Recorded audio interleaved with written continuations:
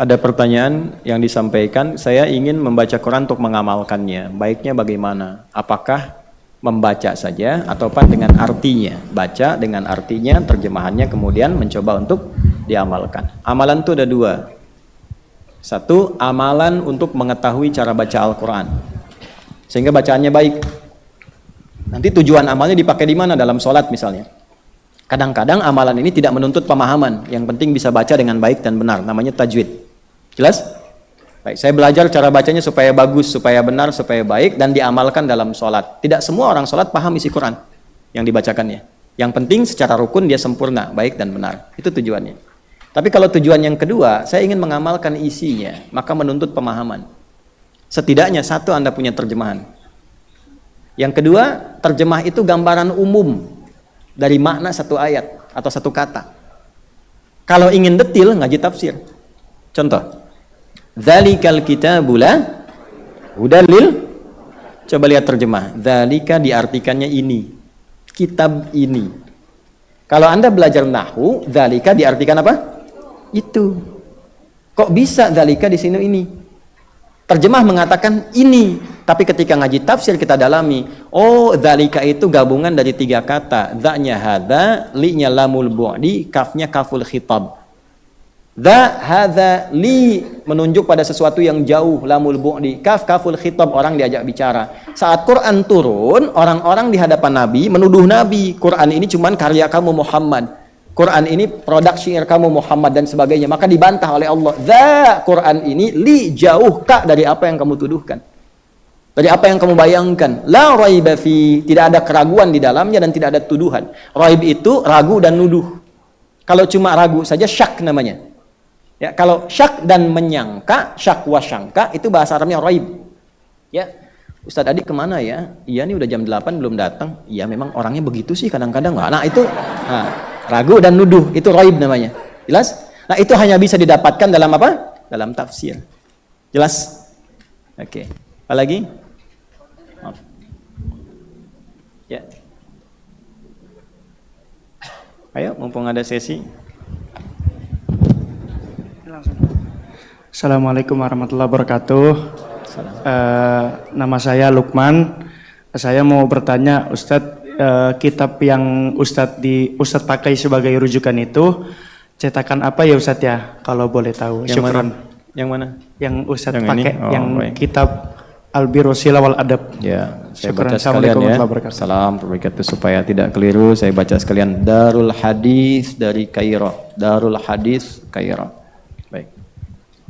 Darul Hadis Kairo, 9 jilid. Saya dapat kitab ini di Mesir. Tanggalnya 26 Juni, tahunnya 2006. Tempatnya di Husainiyah, perpustakaan belakang Masjid Al-Azhar, kampus Al-Azhar Syarif. Belinya ditemani oleh teman saya namanya Sandi.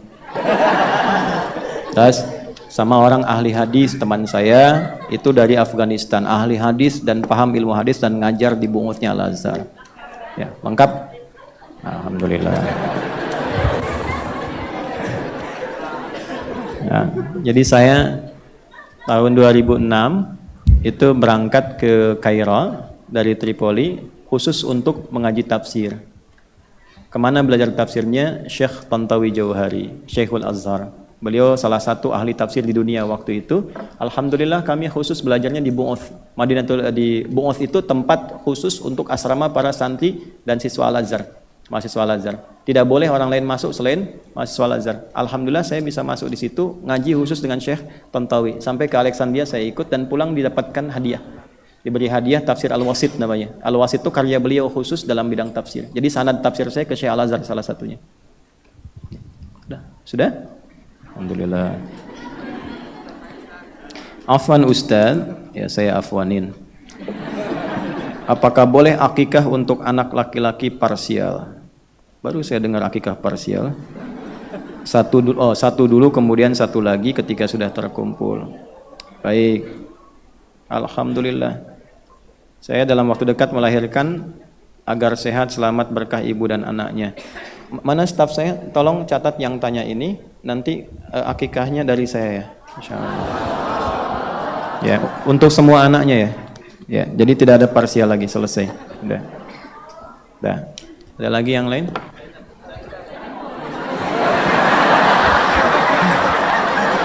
Jadi banyak ini. Akikah juga. Antum dulu lah. Ya. Silakan.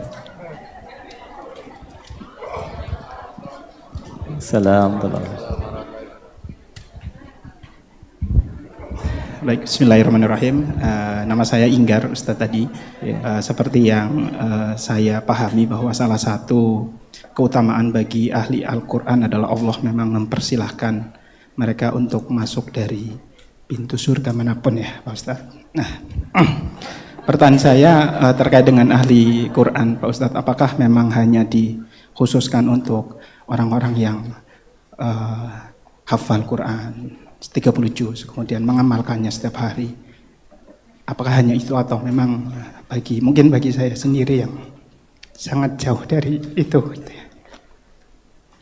tapi baik. Keinginan. Ya, terima kasih. Bisa dipahami.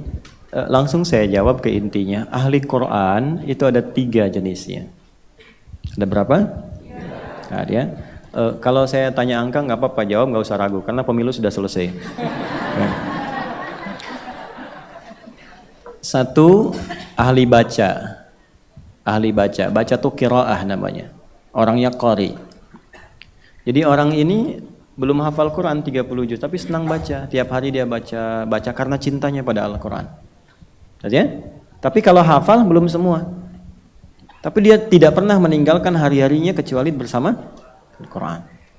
2, ahli kaji. Namanya tilawah. Senang mengkaji. Dia baca sedikit tapi dia pahami isinya supaya bisa diamalkan. Ya. Dia baca surat Ad-Duha, baca ya, mungkin tidak sebanyak yang lain bacanya yang terprogram 1 juz setiap hari. Dia cuma mungkin 5 ayat. Ya. Dari 5 ayat itu dia kaji. Supaya sampai dia paham baru naik ke level selanjutnya. Ini ahli tilawah. Ini diriwayatkan oleh Abu Abdurrahman As-Sulami. Itu sesi belajar. Di Al-Bukhari itu ada hadis menarik sekali. Imam Al-Bukhari menerima hadis ini dari Hajjaj bin Minhal. Hajjaj bin Minhal menerima dari Syu'bah. Syu'bah dari Alqamah bin Marthad. Alqamah bin Marthad menerima dari Sa'ad bin Ubaidah. Sa'ad bin Ubaidah menerima dari Abu Abdurrahman As-Sulami. Abu Abdurrahman As-Sulami menerima dari Uthman bin Affan radhiyallahu taala anhu. Uthman bin Affan radhiyallahu taala anhu menerima dari Rasulullah sallallahu alaihi wasallam. Beliau bersabda, "Khairukum man ta'allamal Qur'ana wa 'allama." Itu belajar sambil memahami untuk mengajarkan, untuk mempraktekkan dia. Itu Abu Abdurrahman As-Sulami, itu komentarnya begini. Beliau kan nggak ketemu Nabi. Dari tabi'in belajar dari sahabat.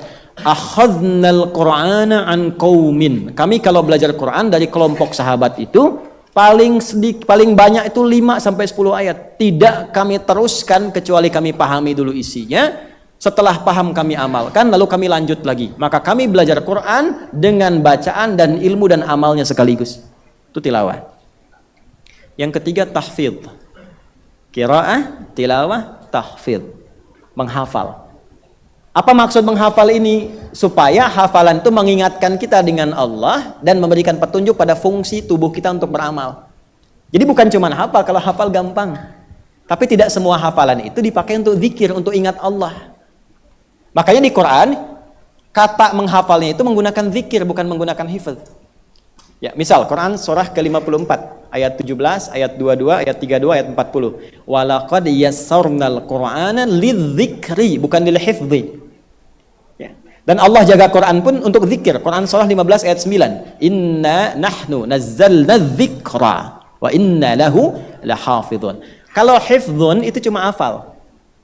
Dan dijaga hafalannya. Tapi zikrun, hafalan yang dengan hafalan ayat itu menjaga diri kita untuk selalu terkoneksi dengan Allah. Saya hafal misalnya, maaf, ayat lisan. Tadi, ya ayyuhalladzina amanu la yasraq qaumin qaum. Hafal ayat itu, maka ayat itu menyambungkan kita dengan Allah, terjaga lisan kita sesuai petunjuk Allah saja. Mau dipakai, ayatnya muncul. Jadi nanti tingkat tertingginya begini. Bukan tahu itu salah, tapi Quran yang muncul. Itu tingkat tertingginya. Tingkat tertingginya. Ya, misal, Anda di perusahaan, ada tawaran curang untuk berbuat curang. Anda tahu curang itu haram, itu fitrah, tapi ahli Quran beda. Ayatnya muncul, wailul lil mutaffifin. Keluar ayatnya langsung. Nah, itulah yang dimaksud dengan bagian ketiga, ahli Quran yang hafal Quran, yang Qurannya menjaga dia berperilaku baik. Tiga-tiganya ahli Quran. Tiga-tiganya. Jadi antum tinggal pilih saja mau di mana di antara tiga itu.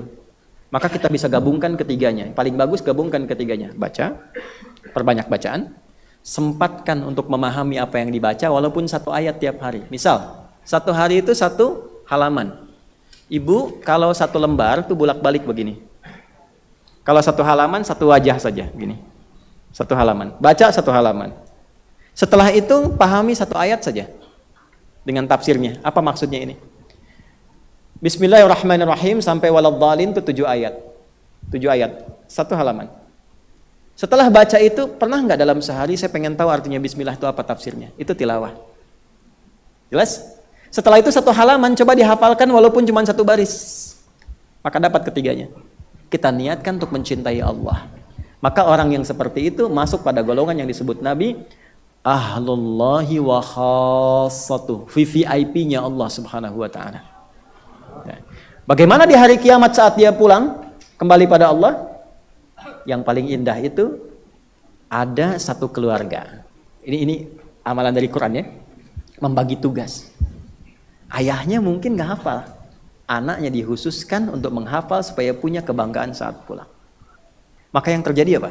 Ketika anak ini menjadi ahli Quran dengan hafalan, ayahnya ibunya tidak hafal, itu yang saat masuk pertama kali diminta oleh Allah anaknya ini menggandeng bapak ibunya dan keluarga besarnya.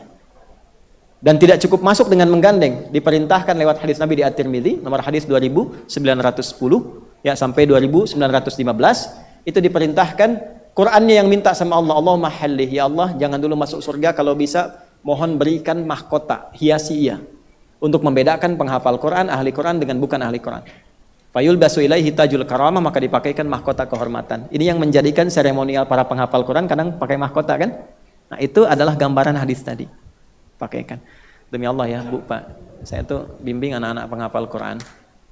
Jangankan menggambarkan suasana kita pulang, itu saat prosesi pakai mahkota aja tidak ada orang tua yang tidak menangis, bahkan yang bukan anaknya pun menangis gitu. Karena fitrah itu nggak bisa ditolak. Jadi begitu dipakaikan lalu diperintahkan oleh Allah pakaikan juga mahkota untuk kedua orang tuanya langsung dengan tangan anaknya. Setelah itu Qurannya bilang lagi, Allahumma halli, ya Allah bedakan ahli Quran dengan fasilitator. Bahasa kita ya. Fayul basu ilaihi libasal karamah, maka dipakaikan jubah kehormatan. Itu yang dimaksud Quran surah Fatir itu di ayat yang ke-33. Jannatu adni yadkhulunaha yuhallawna fiha min asawir wa libasuhum fiha harir. Maka dipakaikan jubah sutra. Di dunia kan haram dipakai. Ya, tapi di akhirat dipakaikan itu sebagai kehormatan yang halal dan paling indah. Pakai mahkota, pakai jubah sutra yang indah, setelah itu pakai gelang-gelang emas yang berkilauan, setelah itu diperintahkan pindah ke Quran surah ke-13 ayat 23 sampai 24. Pembuka ayat ini sama persis dengan Quran surah Fatir ayat 33. Di Fatir ayat 33 jannatu adni yadkhulunaha, yang Quran surah 13 ya Ar-Ra'd ayat 23-nya sama persis jannatu adni yadkhulunaha. Cuma yang di sana amalan, yang di sini adalah hasilnya. Wa man salaha min aba wa azwajihi. Masuklah engkau lewat pintu surga ini dari mulai yang taman surga yang paling indahnya. Jangan dulu masuk gandeng bapakmu, gandeng pasanganmu. Antum sudah nikah? Peluang tinggi menggandeng pasangan. Ada yang belum nikah?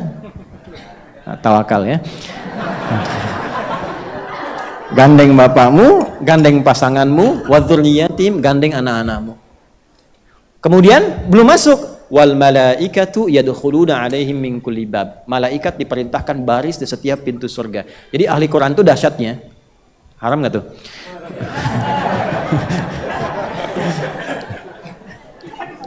Maaf ya. Jadi ahli Quran itu dahsyatnya begini. Dia disuruh mengelilingi lu pintu-pintu surga, semua pintu surga. Malaikat diminta semua berjejer berdiri menyambut mereka ini.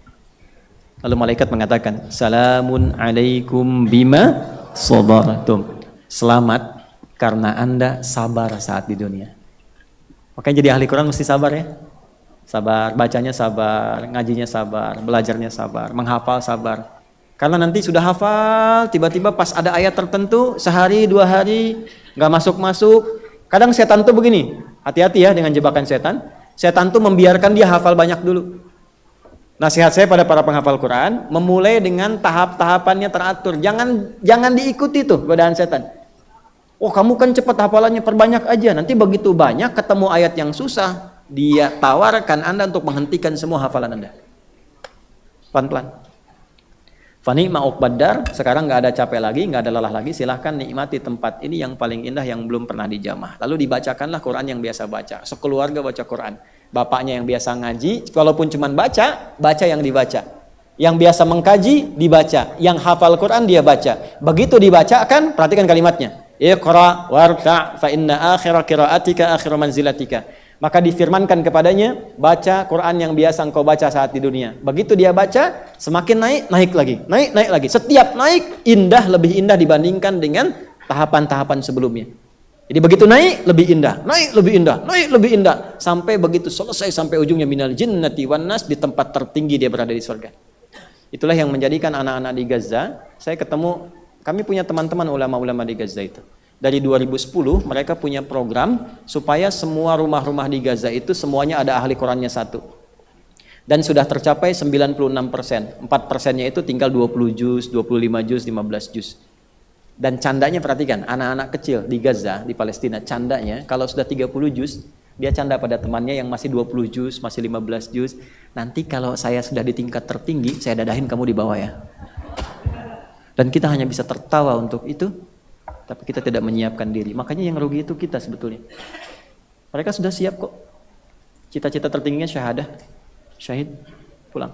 Yang belum aman tuh saya, Anda, kita. Yang tangannya masih bisa bergerak, lisannya masih bisa bicara dan sebagainya, dan berpotensi salah. Maka itu yang harus disiapkan. Jelas ya? Allahu a'lam bishawab. Terakhir Ibu, dituliskan kalau Ibu, kalau bisa dituliskan dari Ibu. Antum silakan, kalau ibu-ibu dituliskan aja. Boleh, silakan. Sebentar ya. Sebentar. Pertanyaan terakhir. Itu jamnya betul ya? Oh, kecepatan. Masya Allah. Ibu kalau bisa dituliskan.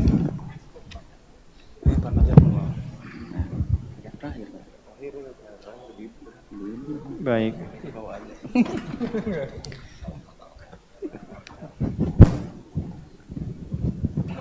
Bismillah. Oh, ini berdoa ya. Insya Allah kami doakan.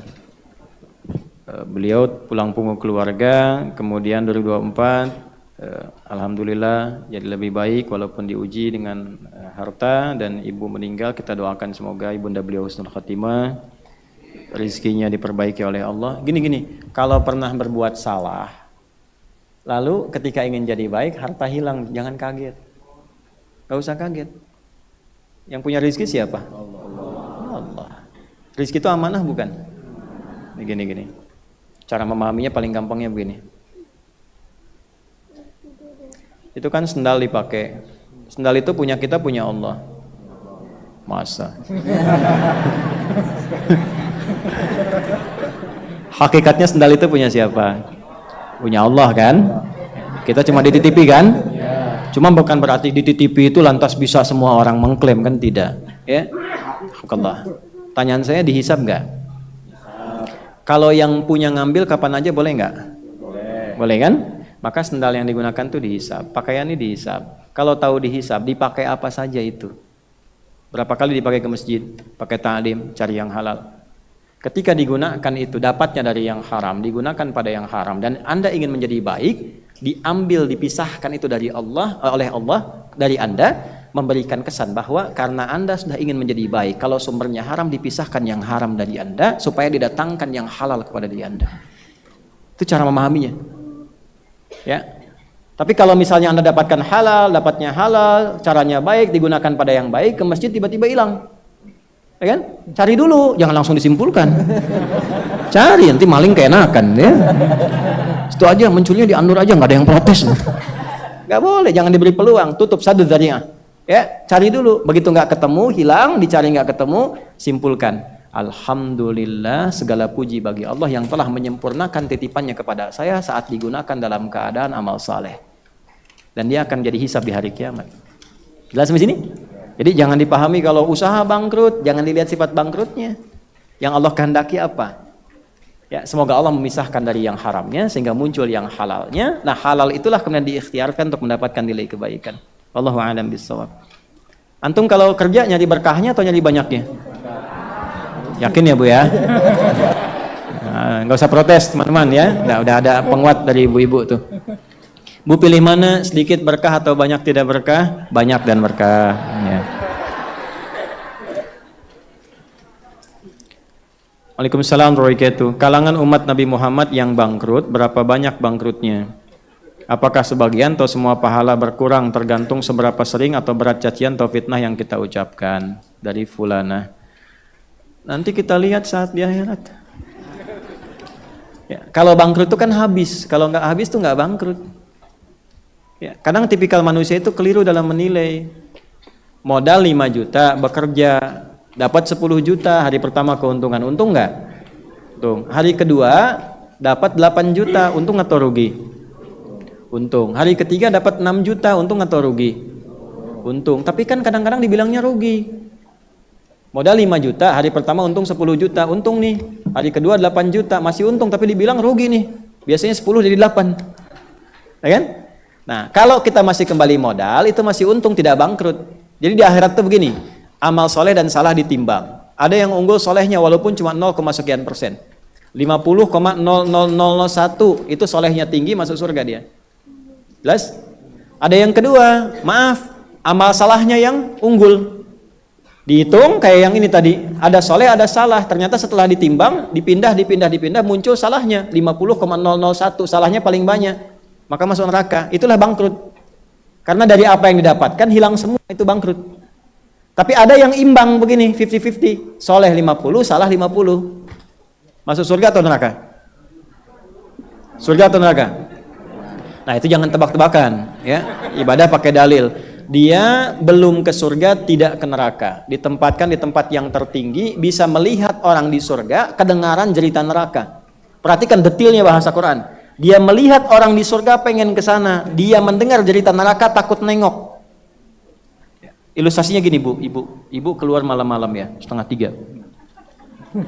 Begitu ibu keluar, ada pohon tuh, ada suara menjerit, wah, gitu ya. Pertanyaan saya, ibu berani nengok nggak? Nah, itulah gitu. Maka Anda bayangkan tempat tertinggi di belakang menjerit semua ahli neraka. Wow, segala rupa, nggak akan berani nengok. Maka tempat yang tinggi yang terlihat semuanya kelihatan disebut A'raf namanya. Maka turunlah surat Al-A'raf.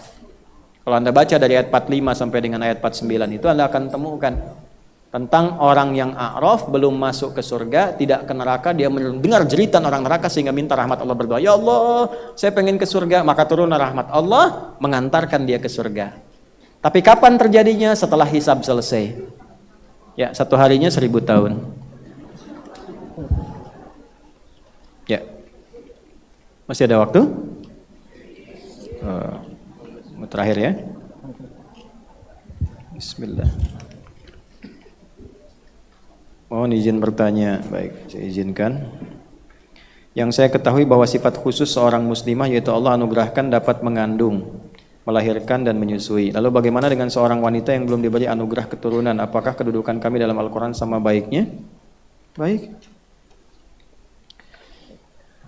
Quran surah ketiga Ali Imran di ayat 38 sampai 39. Sudah? Hunalika da'a Zakaria rabbah qala rabbi habli min ladunka dzurriyyatan thayyibah innaka sami'ud fanadathu al-malaikatu wa huwa qa'imun yusalli anna Allah yubashshiruka bi Yahya. Ini adalah waktu amalan dalam satu doa. Doanya diabadikan di Quran surah Maryam dari ayat 1 kalau pengen langsung dapat keturunannya sampai ayat ke-15-nya. Kan? Kaf ha ya ain sad dzikru rahmati rabbika 'abdahu Zakaria idz nada rabbahu nidaan khafiyya. Qala rabbi inni wahana al-'azmu minni washta'ala ar-ra'su syaiba wa lam yakum bidu'aika rabbi syaqiyya. Pertama, jangan pernah menyimpulkan dalam segala hal itu bahwa ada kekurangan, kelemahan di dalamnya. Selalu harus punya optimisme, harapan mendalam, dan selalu konsisten dalam berdoa. Termasuk dalam bab ini sudah ada di Quran kasusnya jauh sebelum era Nabi Muhammad SAW. Ibu kenal Nabi Zakaria? Ya. Tandanya waktu akan berakhir karena sudah kurang fokus. Nabi Zakaria punya istri. Namanya siapa?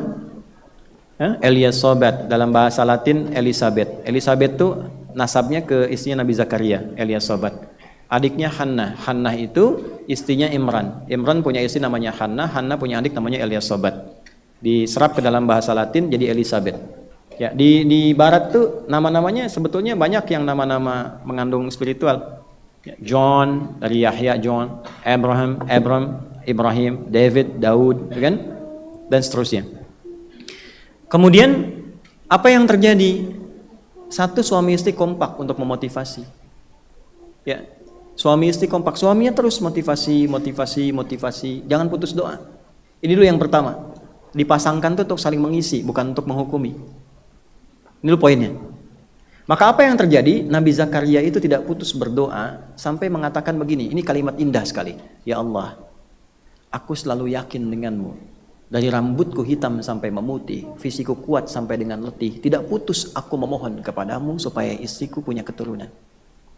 Ya Allah, jangan biarkan aku sendirian dengan istriku sehingga tidak ada yang mampu meneruskan dakwahku supaya orang kenal denganmu.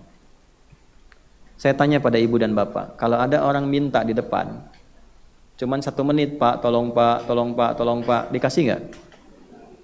Belum tentu, Bu.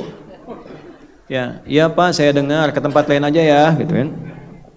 Tapi kalau ada orang di depan rumah kita seharian minta, tolong Pak, Bu, minimal Anda pasti ngasih setidaknya supaya orang itu bisa berpindah. Jelas kan? Ini ada hamba minta sama Allah yang Maha Rahim, yang kasihnya nggak terbatas. Mintanya sampai rambut memutih, nggak pernah putus asa. Sampai fisiknya letih. Selalu yakin dengan anugerah Allah. Dan yang paling indah ketika itu puncaknya dilakukan dalam sholat menyebut namanya. Rabbi habli, ya Allah, orang-orang memvonis aku tak mungkin punya keturunan, maka aku memohon padamu yang punya sifat memberi tanpa batasan. Jika orang mengatakan aku tak mungkin, maka aku minta darimu saja ya Allah. Karena itu menjadi hukum sebuah fikih dalam dakwah. Kalau ada orang memvonis tidak mungkin, maka itu tanda pertama dari Allah untuk tinggalkan pendapat manusia, segera minta kepada Allah, karena Allah menginginkan Anda meminta secara private supaya Allah menjawab langsung tanpa campur tangan manusia. Amalnya turunkan. Ya, saya tidak menjawab dulu sesuai dengan konteks. Yang saya ingin arahkan adalah mengarahkan kepada sifat optimisme sehingga setiap keadaan diterima dengan baik. Karena rukun iman itu kan 6. Kita selalu lulus pada yang 5, yang ke-6 ini sering goyah. Iman pada Allah, malaikat, kitab, rasul, hari akhir, lengkap. Qada dan qadar sering putus di situ. Qada keputusan Allah yang nggak bisa ditawar, pasti ada hikmahnya. Ada hikmah. Ya, cepat cari amalan yang senafas dengan itu, tapi jangan menyimpulkan. Contoh, bab kandungan. Ada yang diangkat rahim misalnya kan? Misal karena kasus tertentu. Jangan disimpulkan dengan itu bahwa kodratnya hilang. Keutamanya hilang, tidak. Allah ingin memberikan Anda bab lain yang memudahkan Anda dengan sifat Anda sempurna amalan itu. Apa diantaranya? Bukankah masih ada merawat anak-anak yatim? Ya, bukankah merawat anak yatim mendekatkan Anda dengan Nabi? Bukankah Anda selama ini kangen Nabi? Ingin di surganya dekat dengan Nabi? Kenapa tidak ingin Anda menjadi tetangga Nabi? Ana wa kafilul yatimi kahataini fil jannah. Saya dengan perawat anak yatim itu seperti ini di surga, dekatnya tak terpisahkan. Kutiba alaikumul qitalu wa huwa kurhul lakum, perangi perasaan kita itu yang tidak wajar. Asa an takrahu syai'a wa huwa khairul lakum. Boleh jadi di balik yang kita rasakan tidak ideal, ya ada sesuatu yang baik yang Allah siapkan untuk kita. Wa asa an tuhibbu syai'a wa huwa syarrul lakum. Boleh jadi Anda mengharap-harap sesuatu sesuai pandangan orang, tapi itu enggak baik buat masa depan kita. Wallahu ya'lamu wa antum la ta'lamun. Karena Allah tahu masa depan dan tahu yang terbaik untuk kita. Itulah qada, itulah qadar. Jadi kalau Allah berikan apapun, ikhtiar, Kalau sudah pada hasilnya, tawakal, terima, karena di balik itu ada hikmah yang memuliakan kita sampai pulang. Jelas di sini? Ya, ada bab-bab lain. Nah, ini yang ingin saya gambarkan. Jadi jangan disimpulkan kalau Ustadz, fitrah manusia untuk perempuan begini. Kalau salah satunya hilang, apakah masih sesuai dengan fitrah? Masih. Tapi Allah berikan fungsinya dengan cara yang lain. Jelas sampai sini? Allah berikan fungsinya dengan cara yang lain. Allahu a'lam bishawab. Masya Allah, semoga Allah rahmati. Mencari kertas sulit sampai amplop disobek ini.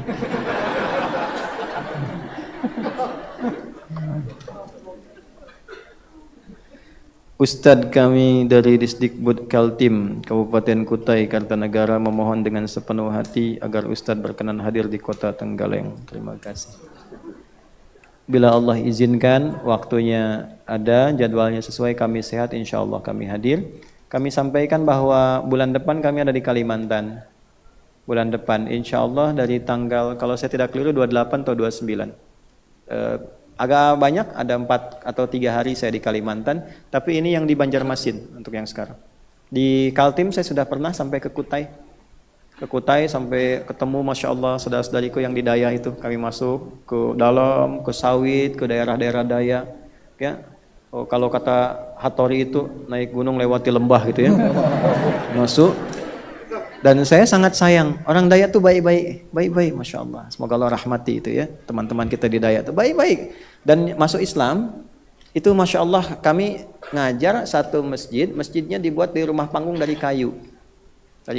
Di Kutai, di Lesniah Bing daerahnya. Saya sampai naik rakit ke sana itu.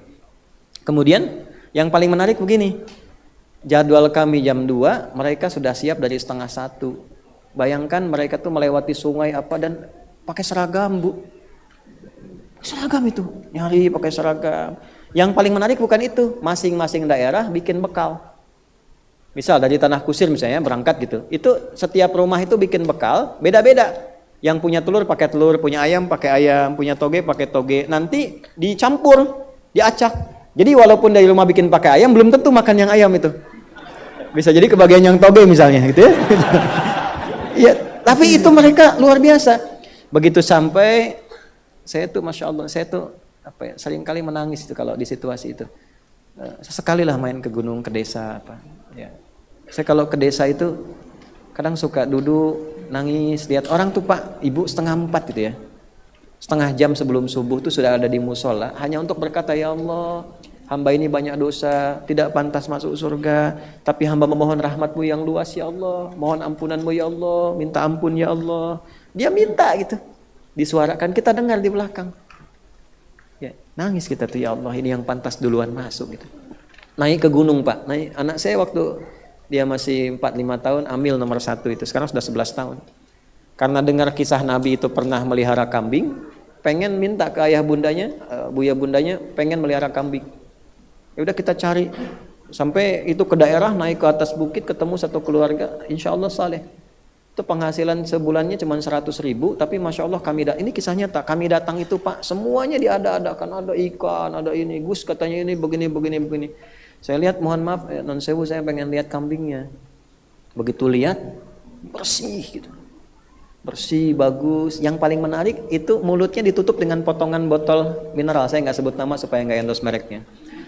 Tutup ya, potongan botol minuman itu ditutup. Saya tanya begini, ini mohon maaf, ini kambingnya sakit atau apa?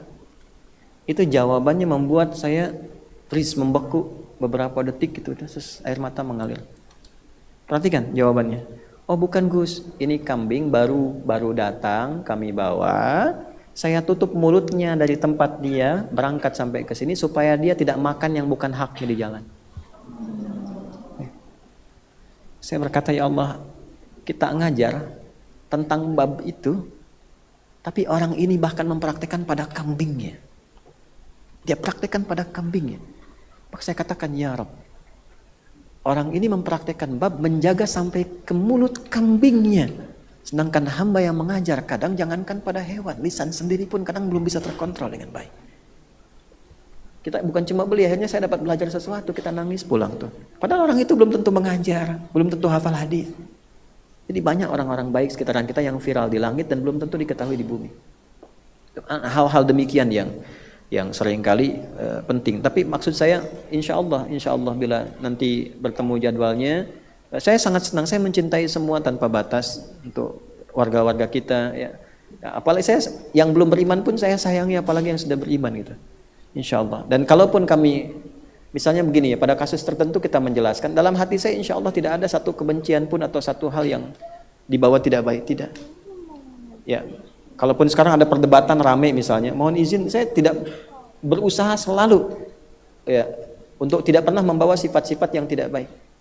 Ya, nggak ada sedikit pun sampai hari ini saya katakan saya nggak punya sedikit pun sifat-sifat untuk misalnya benci pada orang begini. Alhamdulillah. Makanya saya bingung beberapa hari ini. Yang tokoh yang ini itu WA, Ustaz bagaimana kabarnya, apakah baik-baik saja? Saya bilang saya sedang minum teh, sedang baca. Alhamdulillah saya bilang saya nggak ada masalah gitu. Dan saya pun nggak tahu ada apa. Saya pun nggak tahu. Kita sedang baca, sedang riset, sedang belajar. Kami dihubungi bahwa ada konferensi di Mekah untuk ahli Quran sedunia. Jadi ada kumpulan ahli Quran sedunia di tempat riset Quran. Yang kumpul cuma ulama-ulama ahli Quran sedunia. Tempatnya di Mekah, di daerah Arafah dekat Ummul Qura. Itu ada satu pusat kajian. Namanya Markaz Hudal Quranul Karim. Ketuanya itu mantan dekan dari Ummul Qura, namanya Dr. Yasin. Ya, beliau itu mendirikan suatu lembaga think tank, mengumpulkan ahli Quran sedunia, dikeluarkan tema, setiap tema dari setiap ayat di Quran. Lalu yang formalnya diberikan kepada siswa PhD seluruh dunia. Antum teman-teman kalau pengen S3 ke situ boleh. Ya, nah nanti ngambil tema di situ dari semua negara, dibimbing satu dari situ oleh ulamanya, dua dari yang luar, nanti disidangkan. Hasilnya disertasinya diambil ke sana untuk diterjemahkan ke semua bahasa di negara, antum dapat gelarnya. Nah, saya termasuk satu anggota di situ. Wakil satu-satunya dari Indonesia. Itu untuk nanti September kami ada conference dan itu nanti undangannya seizin raja untuk datang ke sana. Jadi kalau saya ahli bid'ah kan nggak mungkin diundang gitu kan. Nah, tapi poinnya adalah saya tuh sedang itu aja, dapatkan itu, nyiapkan, bikin risalah, kemudian bikin ini. Dan ini akhir bulan kami yang di Malaysia, kami akan ke Malaysia.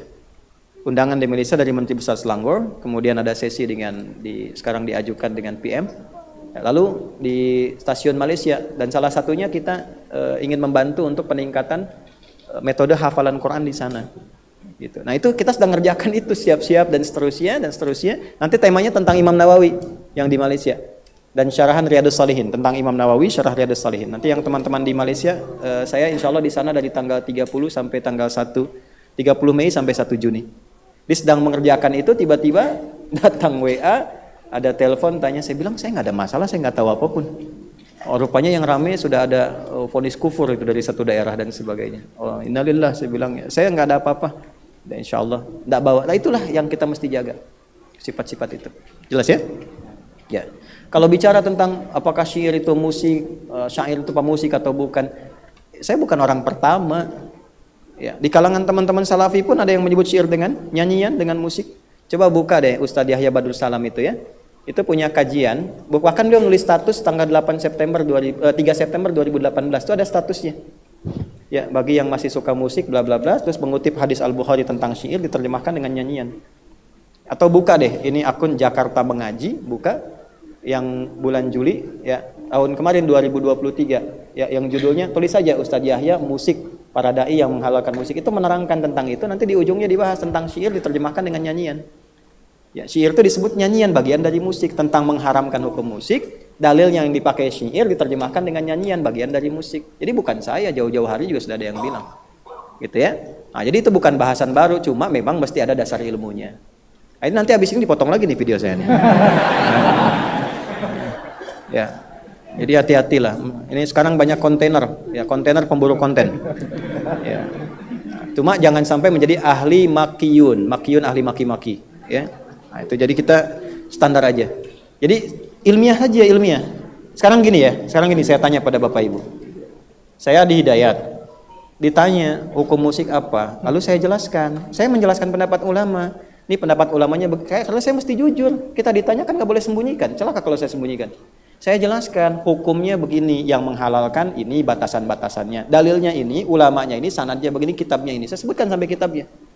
Yang mengharamkan begini. dalilnya begini, alasannya begini, ini seperti ini seperti ini. Sedangkan sikap saya terhadap musik, karena saya ini senangnya Quran, cintanya Quran, insya Allah ahli Quran, saya tidak cocok dengan musik, nggak suka musik. Kalau saya jauhi, dan saya melarang murid-murid saya yang ahli Quran untuk mendekati musik. Tahu? Ini Zaki ini murid saya nih, dari 4 tahun ngaji. Alhamdulillah sampai selesai Quran. Kan? Pernah nggak Buya bilang tuh dekati musik? Nggak pernah. Nggak pernah. Alhamdulillah beliau juara kemarin. Nggak boleh sebut lah, udah. Itu ya. Alhamdulillah. Dan saya selalu larang, saya bahkan larang yang ikut kompetisi lagi ya, sudah. Supaya menjaga, supaya tetap jaga sifatnya, niatnya dan sebagainya. Coba saya terangkan hukum, saya jelaskan sikap saya, kenapa saya harus salah? Kan jadi masalah. Setelah dijawab itu pindah lagi kepada persoalan lain. Kan? Oh ini nggak bisa bedakan musik dengan syair, lalu saya jelaskan lagi. Dan bukan cuma saya yang jelaskan demikian. Orang yang tahu, ini ada Kiai Haji Saiful Islam Mubarak. Beliau itu S1-nya Al-Azhar di jurusan bahasa Arab. S2, S3-nya ahli Quran di tafsir Quran dari Win Sinun Gunung Jati.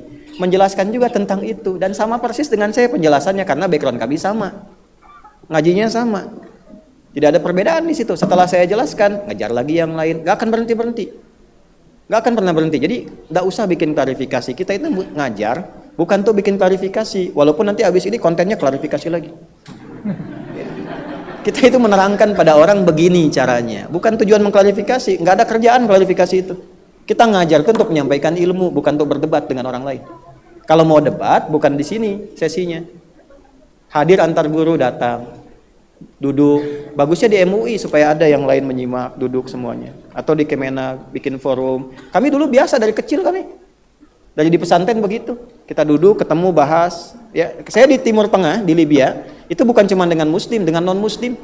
Antum kalau tahu Rawan Williams yang menikahkan Kate Middleton itu kami tuh ada satu duduk diskusi di satu panel yang sama. Dan tidak ada masalah di situ. Tidak ada masalah. Nanti lari lagi. Di mana ditemukan surat musik? Gak ada satupun menyebut ulama dari salaf mengatakan surat pemusik. Ini kan sudah logical fallacy, salah berlogika. Bapak Ibu, musik itu bahasa apa? Bahasa Indonesia sekarang. Diserapnya dari bahasa apa? Bahasa Yunani, bukan bahasa Arab. Gak dikenal kata musik dalam bahasa Arab. Itu serapan sekarang. Musik itu dari bahasa Yunani, muse. Asalnya dari mitologi, Zeus punya anak perempuan 9. Disebut Muses. Zeus. Sekarang sedang ada masalah sampai Zeus pun ikut di online. Ya. Nah, Muses itu dewi-dewi musik. Ada dewi puisi, Clelio itu ya. Kemudian sampai 9 jenis dewinya. Itu ahli di bidang musik. Diseraplah ke dalam bahasa menjadi musik. Dari Muses jadi musik. Di bahasa Arab gak dikenal itu. Di zaman Nabi gak ada istilah musik. Zaman Nabi sebelum lahir kata musik itu gak ada. Yang ada cuma 5 kata. Yang maknanya sama dengan musik yang disebut sekarang. Apa itu? Satu hida atau huda, yaitu irama lagu untuk mengarahkan hewan, menggembala hewan. Yang kedua, senandung-senandung umum lagu disebut ghina. Makanya bab musik sekarang disebut fikul ghina, ya, bab tentang nyanyian, tentang lagu. Kalau umum sifatnya. Nah, kalau pakai notasi khusus, ada 16 notasinya disebut dengan bahar, disebutnya syair. Di syair itu disebut syair, itu bukan syair dalam pengertian bahasa Indonesia. Jadi gini, kalau pahami bahasa Arab jangan pakai KBBI. Kamus Besar Bahasa Indonesia yang nggak nyambung. Bahasa Arab pakai bahasa Arab, bahasa Indonesia pakai bahasa Indonesia. Jadi kalau kita membahas dengan istilah bahasa Arab, gunakan pendekatannya bahasa Arab. Itu yang dipakai supaya jelas. Nah, syair itu disebut syair, itu syaratnya 5. Yang pertama itu zatu afkar, ada ide, ada renungan, ada rasa.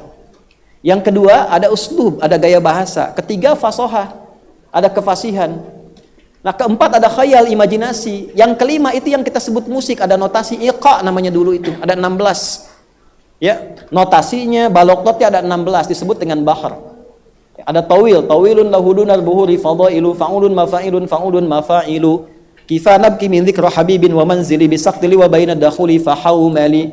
Ya. Kalau diiringi musik, musiknya disebut dengan ma'azif, alat-alatnya, alat-alat iramanya. Kalau pakai alat, ya, yang kita sebut sekarang dengan alat musik itu alatnya.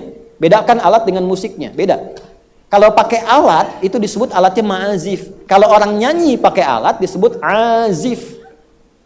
Kalau tanpa alat disebut dengan, kalau ada notasi 16 disebut syair. Kalau nggak pakai notasi bebas disebut ghina. Kalau untuk hewan disebut hida. Kalau bikin konser, festival diperdengarkan disebut sama. Itulah 5 kata. Jadi nggak ada kata musik. Adanya hida, yang kedua ghina, yang ketiga syair, yang keempat azif, yang kelima adalah sama. 5 kata ini yang diterjemahkan sekarang kepada terjemah musik. Jadi kalau Anda ngaji kitab, Anda nggak akan temukan kitab ulama dulu menyebut musik, itu nggak ada. Yang ada itu ghina, yang ada itu syair. Makanya di Al-Bukhari disebutkan Nabi SAW mengatakan, la'amla'anna, lebih bagus seseorang itu memakan atau meminum nanah dibandingkan memenuhi perutnya dengan syair, diterjemahkannya dengan musik, dengan nyanyian. Di bab pengharaman dengan kasus tertentu. Jelas nggak sampai sini? Nah, jadi kalau Anda katakan cari surat pemusik sampai zaman Nabi, yang akan ditemukan karena orang dulu nggak kenal namanya musik. Kalau syu'ara kenal. Syu'ara itu jamak dari syair. Syair itu yang memiliki syair, yang pakar di bidang syair. Syair itu jenis musik nomor 3, tingkat paling tinggi. Karena yang bisa syair harus bisa 16 notasi. Kalau nggak bisa itu nggak bisa masuk kategori syair. Orangnya disebut syair. Nah, syair ini bahasa Arab, bukan bahasa penyair bahasa Indonesia. Kalau penyair orang Indonesia, ya bahasa Indonesia itu yang bisa sajak. Ya, karyanya untuk sajak, yang iramanya rima, itu bahasa Indonesia. Kalau bahasa Arab disebut syair itu dia kalau ada notasinya, ada iramanya, ada iqa'nya. Ilmunya disebut dengan arud. Nah, saya alhamdulillah itu S1 itu jurusannya di situ. Bahkan kami menulis kitab, menulis buku tentang arud, namanya Minhatul Jalil fi Ta'rifi Arudil Khalil. Nah, tapi kalau beda memahami nggak apa-apa. Saya memahami seperti itu. Syu'ara itu bukan cuma penyair, tapi penyair yang tahu tentang musik, disebut musisi. Kalau Anda menafikan definisi ini, Anda nggak akan pernah tahu hukum musik. Coba saya balik tanya, apa hukumnya musik? Anda bilang halal, Anda bilang haram. Temukan kata musik, langsung disebutkan musik haram, musik haram, musik halal. Temukan kata musik di Quran dan di hadis, nggak akan ketemu. Karena semua hukum yang terkait dengan kata musik itu 5 katanya. Hida, ghina, syair, azif atau ma'azif, yang kelima sama. Nah, itulah yang diterjemahkan ke dalam bahasa Indonesia dengan musik sekarang. Jadi kalau pemusik, surat para pemusik gak akan ditemukan. Sama dengan begini, coba cari surat gajah. Surat gajah cari. Sebutkan kitab-kitab ulama salaf yang menyebutkan kitab surat gajah, gak akan ditemukan. Ibu jawab alfil, alfil itu bahasa Arab, Bu. Alfil, alam tara kaifa fa'ala rabbuka bi ashab bifil. Alfil, alfil itu artinya gajah. Jadi kalau Anda sebut surat gajah pakai bahasa Indonesia, satu namanya. Tapi kalau Anda alfil merujuk pada bahasa Arabnya. Ada nggak surat sapi betina? Silahkan cari, itu terjemahan. Nah, itu logika yang sama. Coba sebutkan, ada nggak misalnya surat musik dalam Quran? Sampai ujung dunia pun dicari, Anda nggak akan temukan, itu terjemahan. Tapi kalau Anda ingin carinya dalam bahasa Arab, bahasa Qurannya, ditemukanlah asy-syu'ara. Anda beda pendapat, ya nggak apa-apa, saya pun menghargai Anda. Tapi ketika Anda mencela dan menjatuhkan, itu problem. Itu poinnya. Itu kan? Saya punya dalil, Anda punya dalil, kita punya latar belakang, kita belajar. Beda pendapat, biasa saja. Tapi ketika mencela, menuduh, maka ini konsekuensi yang tadi. Yang paling bahaya tuh begini. Saya menjelaskan nama surat, lantas dibawa nama itu sebagai sebuah legalisasi, seakan-akan saya menghalalkan. Ustadz ini nyebut surat pemusik dan disimpulkan dia menghalalkan musik. Itu tanggung jawabnya di hadapan Allah berat sekali itu. Dan hadis Aisyah yang terakhir, hadis Aisyah. Ketika ada orang memuduh dan melibatkan banyak orang terlibat di dalamnya, maka itulah kecelakaan paling besar ketika kembali kepada Allah. Seseorang memberikan statement, lantas terlibat orang banyak di dalamnya untuk saling menuduh dan sebagainya, maka itu kezaliman paling besar yang disebutkan Nabi SAW. Itu ada di Sahih Sunan Ibnu Majah yang ditahqiq oleh Syekh Albani. Jelas sampai sini? Nah, jadi itu nanti kapan-kapan saya bikinkan buku lah kalau ada waktu. Nanti supaya jelas Anda baca. Kalau sepakat ya nggak apa-apa, tidak sepakat pun tidak apa-apa. Jangan menghalangi kita minum teh berdua. Ya, kalau Anda laki-laki, kalau perempuan tidak. Nah, jadi pertama tutup bab ini, selesai. Ya, dan saya pun tidak ingin komentar-komentar lagi masalah itu. Saya tutup, selesai. Dan saya menghimbau kepada semuanya, sudah abaikan saja, jauhi saja, jangan banyak berdebat. Kalau Anda tidak sepakat, ya hormati. Kalaupun sepakat, ya silakan, alhamdulillah, rajut silaturahim di antara seluruhnya. Gak usah bikin konten. Saya pun tidak berminat bikin konten 41, 42, 43 untuk apa? Nggak ada kerjaan. Udah. Dan gak usah rendahkan orang. Ya. Dan gini, kalau mau diskusi yang ilmiah, jangan kita bawa kitab nggak nyambung. Saya menyampaikan kitab Murujud Zahab, karya Al-Mas'udi. Beliau itu ahli sejarah, nggak ada hubungan sama akidah. Nggak ada hubungan sama akidah. Kok yang dibahas akidahnya? Tapi yang paling lucu, judulnya dibaca, isinya tidak. Kan repot, lalu disimpulkan akidahnya ini. Lalu dihubung-hubungkan, orang ini Syiah atau bukan, dan itu untuk apa? Sementara Anda bikin skripsi, dari referensinya yang keempat itu ngambilnya dari orang Yahudi. Ya, Will itu yang diambil skripsinya, referensi yang keempat itu dari orang Yahudi. Sekolahnya itu di tempat Wharton School. Wharton School itu punyanya orang Israel. Israel Club, yang sekarang hasil dari situ dipakai untuk jadi peluru nembakin anak-anak Palestina. Kan tidak mungkin saya berkata, gelar Anda didapatkan dari satu sumbangan untuk membunuh anak-anak Palestina, kan nggak mungkin, itu tidak ilmiah. Itu buruk gitu. Nah, itulah cara berpikir yang tidak tepat. Tapi jangan jadikan itu sebagai sandaran untuk menjatuhkan orang, nggak boleh. Ya, saya tetap referensikan kok teman-teman ngaji dengan siapapun. Bahkan teman-teman siapapun saya pernah sebut kan, silahkan ngaji dengan Ustadz Fulan, ngaji dengan Ustadz Fulan, saya sebut nama-namanya. Ya, kita harus objektif, terbuka, fair. Kalau ada kebaikan, kita tunjukkan, referensikan. Sebab begini, kalau Bapak Ibu hanya fanatik pada satu dan dilarang pada yang lain ketika salah, itu bahaya. Misal. Kalau saya mengatakan misal saja, dan itu salah, dan Anda fanatik dengan saya, itu bahaya. Misal saya katakan, Bapak Ibu, rukun wudhu itu cuma wajah dan tangan sampai siku. Itu yang pokok misalnya, selebihnya itu sunnah misalnya. Dan itu salah. Karena rukun wudhu itu ada 6. Dan 4 itu jelas dituliskan dalam Al-Quran. Dari mulai wajah, tangan sampai siku, basuh kepala sampai kaki, sampai di kedua mata kaki. Lalu tertib, 6 rukun. Lalu saya sebutkan 2, dan itu jelas salah. Lalu Anda fanatik dengan saya, diluruskan orang, Anda nggak akan terima dan bela saya, itu bahaya. Itu bahaya. Nah, jadi kalau saya mengajar mampu mendekatkan Anda pada Allah, kemudian Anda belajar bertambah pengetahuan dan benar sumbernya, silahkan amalkan. Tapi kalau pengajaran saya tidak membuat Anda dekat dengan Allah dan menjauh dari pengetahuan, cepat tinggalkan saya, cari guru lain yang lebih baik.